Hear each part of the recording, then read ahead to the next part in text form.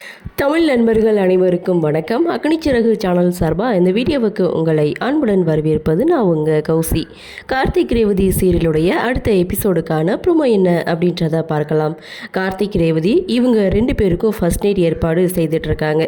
இவங்க 2 பேருக்கும் விருப்பமே இல்லை அப்படின்னாலும் சாமுண்டீஸ்வரி இந்த ஏற்பாடு செய்துட்ருக்காங்க.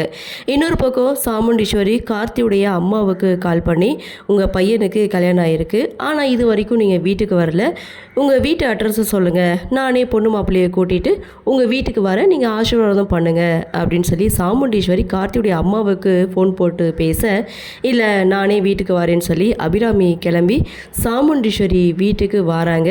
ஸோ அடுத்து என்ன நடக்கும் அப்படின்ற ஒரு எதிர்பார்ப்போடு இந்த ப்ரொமோவை முடிச்சிருக்காங்க.